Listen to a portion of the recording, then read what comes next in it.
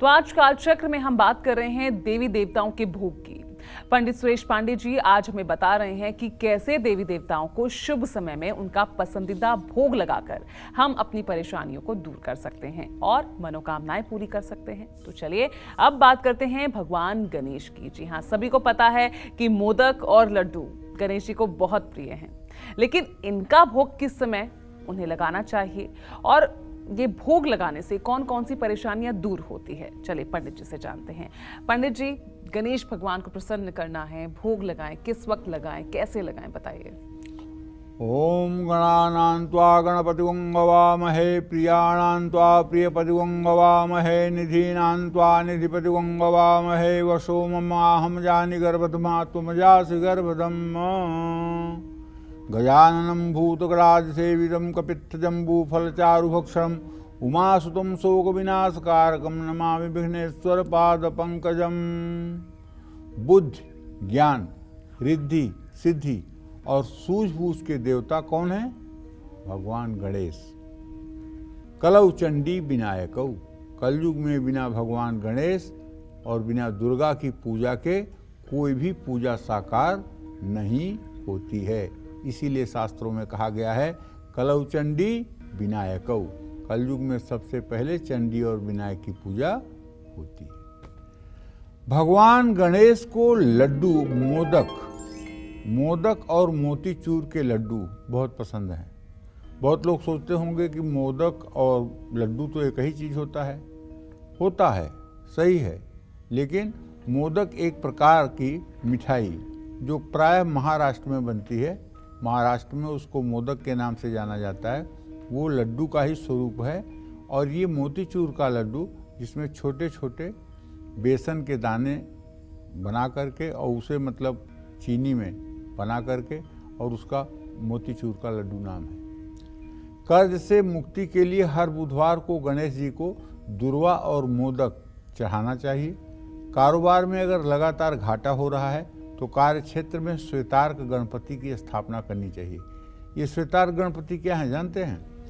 सफ़ेद मंदार जो होता है, श्वेतार्क गणपति का मतलब सफ़ेद मंदार जो होता है, वो जब 5 साल का हो जाता है तो अगर उसको खोदा जाए, उसकी जड़ को खोदा जाए तो उसमें गणेश जी का चित्र पूरा एकदम स्पष्ट निकलता है।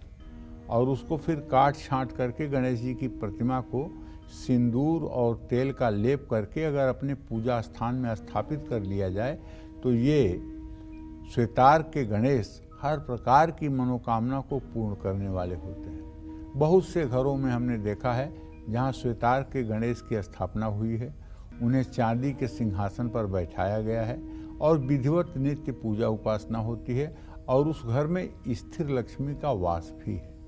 लेकिन 5 साल पुराना जो श्वेतार्क का पेड़ होगा उसी की खुदाई में गणेश जी निकलेंगे और स्थापना करके उनका रोज पूजन करना चाहिए और खीर का भोग लगाना चाहिए। भगवान श्री हरि विष्णु को, जो जगत के पालनहार हैं, प्रातरस्मरामि भवभीति महार्थ शांते नारायणं गरुणवाहने जनाभम ग्राहाभिभूतिवरवारण मुक्ति हेतुम चक्रायुधम तरुणवारिजपत्र नेत्रम। सबसे ज़्यादा इनका मुख्य आहार तो अहंकार है। ये अपने भक्तों के अहंकार को खाते हैं। तो आप भी अगर इनके भक्त हैं तो सबसे पहले अपने अहंकार को इनके श्री चरणों में समर्पित कर दीजिए और अपनी अहंग भावना, मैं हूँ, मैं करता हूँ, मेरा है, मेरी है, ये जो भावना है सबसे पहले ये भगवान विष्णु को निवेदित करिए, तब आपका खीर और सूजी का हलवा ये पसंद करेंगे। जब तक आपके अंदर ये भाव है कि ये सब मैंने व्यवस्था की है, ये भगवान के लिए मैं कर रहा हूँ, तब तक भगवान आपके प्रसाद की तरफ देखना तो दूर थूकेंगे भी नहीं। 56 प्रकार का पकवान बनवा करके दुर्योधन भगवान कृष्ण को अहंकार में आमंत्रित कर रहा था कि ये सब खा लीजिए। भगवान कृष्ण ने दुर्योधन के मेवे पर थूक दिया और जाकर के विदुर की पत्नी के हाथ से केले का छिलका खा लिया। विदुर की पत्नी ने सुना कि आ रहे हैं भगवान कृष्ण, नहा रही थी, कपड़े का भी ध्यान नहीं था, अस्त व्यस्त वस्त्र था। पति ने कहा कि अरे कपड़े तो पहन लो ठीक से, कृष्ण के सामने जा रही हो। तो उन्होंने कहा कि उनके सामने तो जगत नंगा है, उनके सामने बहुत कपड़ा पहनने की क्या ज़रूरत है, क्या दुनिया में उनसे छिपा है।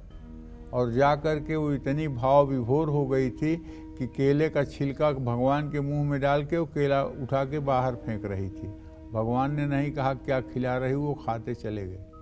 भगवान तो भाव के भूखे हैं। प्रभु श्री राम सबरी के बैर इतने प्रेम से खाए कि जैसे उन्होंने कभी बेर देखी ही नहीं हो, और जबकि सबरी चीख चीख करके बेर उनको खिला रही थी। तो भगवान क्रियाग्राही नहीं है, भावग्राही हैं। हमारी भावना का वो सम्मान करते हैं। इसलिए भैया, भगवान विष्णु की उपासना करना हो तो आप पहले अहंकार को तिलांजलि दीजिए। अहंकार में चढ़ाया गया प्रसाद, मैं मेरी की भावना से चढ़ाया गया प्रसाद कभी वो स्वीकार नहीं करते हैं। खीर में तुलसी का पत्ता डालना मत भूलिएगा, केसर भी डालिए तो और अच्छा होगा। और हर रविवार गुरुवार को विष्णु और लक्ष्मी के मंदिर जाकर के खीर या सूजी के हलवे का भोग लगाने से धन धान्य की वृद्धि होती है। लेकिन कुल मिलाकर के ये बात ध्यान रखिएगा कि भगवान इन सब वस्तुओं से पूरी धरती का पालन पोषण करते हैं। तो वो हमारे थोड़े से हलवे से, थोड़ी किसी खीर से संतुष्ट और असंतुष्ट होने का कोई मतलब ही नहीं है। हाँ, सुदामा एक दाने चावल का भोग लगाते थे। सुदामा के पास जब खाने का नहीं होता था तो एक दाना चावल रख करके पत्ते पर और ओम नमो भगवते वासुदेवाय कहते थे। तो वहाँ कृष्ण जो रुक्मिणी के साथ ऐसे करते थे, डकार मारते थे। तो रुक्मिणी पूछती थी, अरे प्रभु ये क्या? बोले सुदामा ने भोग लगाया, मैं पूर्ण रूपेण संतुष्ट हो गया। तो कहने का मतलब यह है कि आपके पास जो कुछ भी है, जो कुछ भी है संसाधन, उसी का भोग लगाइए, लेकिन अहंकार नहीं होना चाहिए। मैं करता हूँ, मैंने किया है, मैं बहुत बढ़िया कर रहा हूँ। और कुछ लोग मिलते हैं, आज गए थे वृंदावन, 56 भोग करवा के आए हैं। अरे क्यों बताते हो सबको? कुछ चीज़ें गोपनीय भी तो रखो। 56 प्रकार का भोग लगवाए हो तो क्यों लगवाए हो तो बताने की क्या जरूरत है? इससे पुण्य कम हो जाता है। जो भी अच्छा कार्य करिए उसकी ज़्यादा से ज़्यादा पब्लिसिटी मत करिए।